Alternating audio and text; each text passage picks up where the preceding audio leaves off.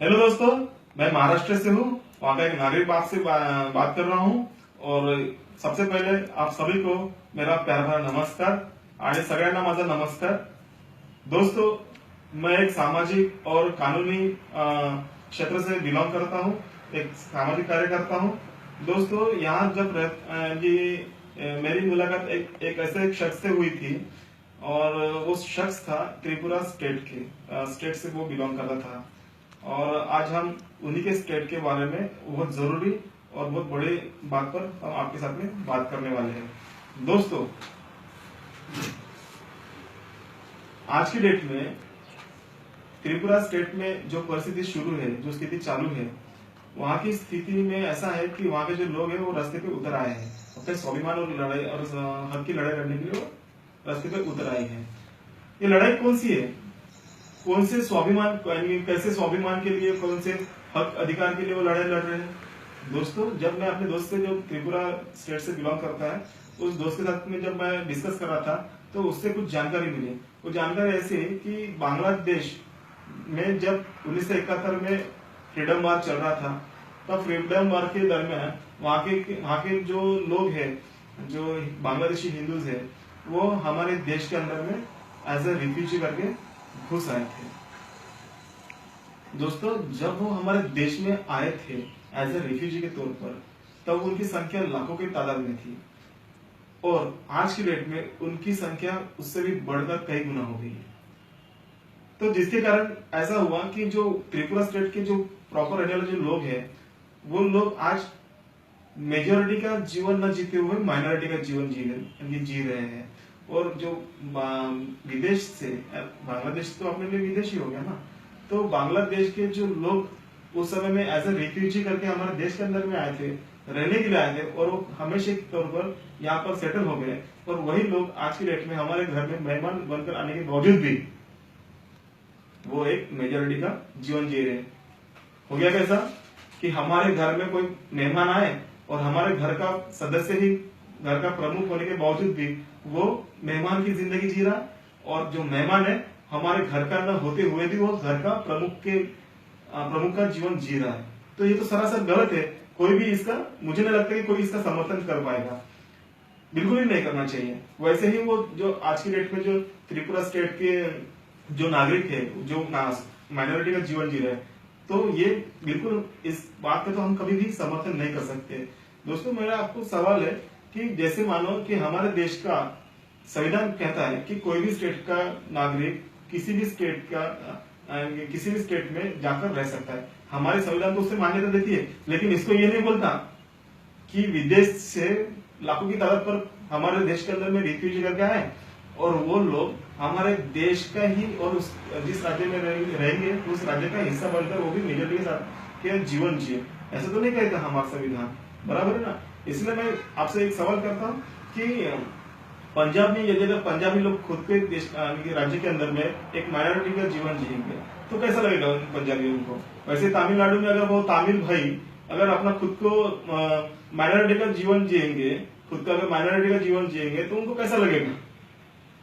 तसंच मी माझ्या महाराष्ट्रीयांना सुद्धा विचारू इच्छितो की महाराष्ट्रीयन लोक जे इथले प्रॉपर आहेत, मूळचे आहेत, ते मूळचे लोक जर का स्वतः अल्पसंख्याकाचं म्हणजेच मायनॉरिटीचं जर का जीवन जगणार, त्यांना आपल्या या देशाच्या सरकारकडून, राज्य सरकारकडून जर का मायनॉरिटीच्या नियमानुसार त्यांच्यासोबत जर ट्रीटमेंट होईल, तर त्यांना कसं वाटेल? आपल्याला कसं वाटेल मित्रांनो?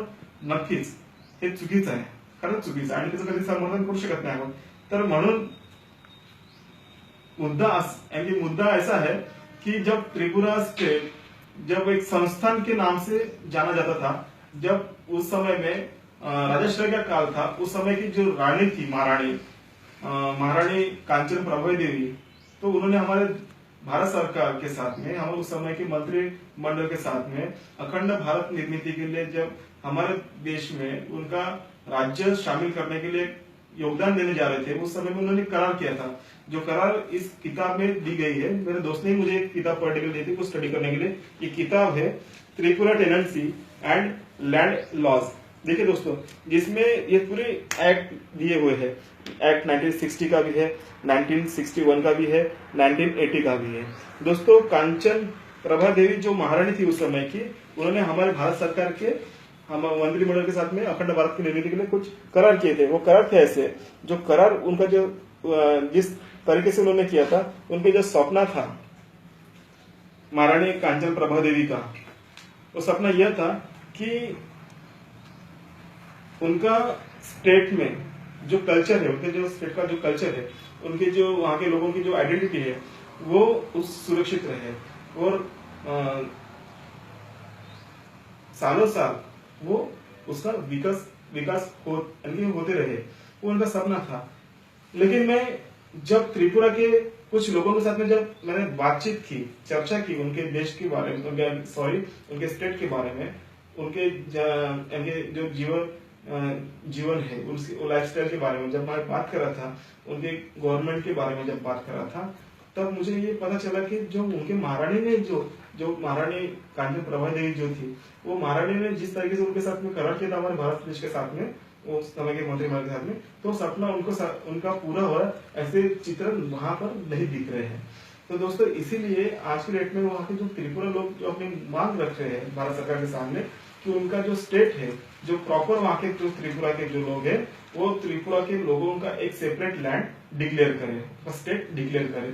और जो बांग्लादेशी जो हमारे देश के अंदर में जो रिफ्यूजी करके यहाँ पर रह रहे हैं, तो उनको उनके स्टेट का 30% हिस्सा अलग से डिवाइड करके उनको दे दे और उनका एक अलग से सेपरेट स्टेट डिक्लेयर कर दे। और उनका जो 70% जो लैंड है, ये प्रॉपर रहने वाले जो त्रिपुरी लोग हैं, उनको वो उनका एक सेपरेट एक स्टेट घोषित कर दे। ऐसे भारत सरकार के सामने उन्होंने अपनी मांगे रखी है।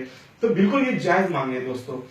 तो इसीलिए मैं इस देश के सरकार को भी एक विनंती करता हूँ और उनको मैं आह्वान भी करता हूँ कि त्रिपुरा के जो लोग अपने स्वाभिमान और हक की लड़ाई लड़ने के लिए अपने सेपरेट लैंड की जो मांग रख रहे हैं आपके सामने, उनको आप उनकी मांगे जो है वो पूरी जल्द से जल्द पूरी करें। और इस देश के सभी नागरिकों को, सभी राज्य के जो नागरिक हैं, उनको भी मैं गुजारिश करता हूँ कि जो त्रिपुरा के जो लोग हैं, उनको आप जो इस लड़ाई में अपने रास्ते पे उतर आए हैं, वो अपनी हक की स्वाभिमान की जो लड़ाई लड़ने के लिए रास्ते पे उतर आए, उनको आप समर्थन दें, उनको आप सपोर्ट करें कि जिसके चलते हुए हमारे देश की जो सरकार है उसके ऊपर प्रेशर आए और उनको मजबूरन क्यों ना सही, लेकिन उनकी जरूरतें समझकर उनका लैंड सेपरेट डिक्लेयर करने के लिए उनको एक क्या बोलते पॉसिबल हो।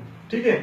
तो मैं महाराष्ट्र से होने के कारण मैं महाराष्ट्रीयन कुछ भाइयों से भी और मैं दोस्तों से भी गुजारिश करूंगा, उनको मैं आव्हान करूंगा की मित्रांनो, हे जे त्रिपुराचे जे लोक आहेत, जे आपल्या हक्कासाठी आणि स्वाभिमानाची जी लढाई लढत आहेत, ते रस्त्यावर उतरले आहेत, त्यांना तुम्ही सहकार्य करा। त्यांच्या वेगळ्या राज्यासाठी, वेगळ्या राज्याच्या निर्मितीसाठी तुम्ही त्यांना सहकार्य करा की जेणेकरून ह्या भारत सरकारला किंवा त्या त्रिपुरामध्ये म्हणजे 1971 पासून राहत आलेल्या त्या बांगलादेशी रिफ्युजींना सुद्धा एक मेसेज आहे की या भारतातल्या सगळ्या राज्यांकडून त्यांना त्रिपुरा लँडमध्ये राहणारे जे लोक आहेत, स्टेटमध्ये जे प्रॉपरचे लोक आहेत, त्यांच्या बाजूने आता ते खंबीरपणे उभे आहेत आणि ते लवकरात लवकर त्यांचं सुद्धा एक वेगळं राज्य त्यामध्ये निर्माण होईल आणि त्रिपुराच्या मध्ये म्हणजे तिथे राहणाऱ्या लोकांना सुद्धा एक प्रॉपर 70% जो म्हणजे जो भाग उरेल ते सुद्धा एक वेगळं लवकरात लवकर होण्यास मदत होईल।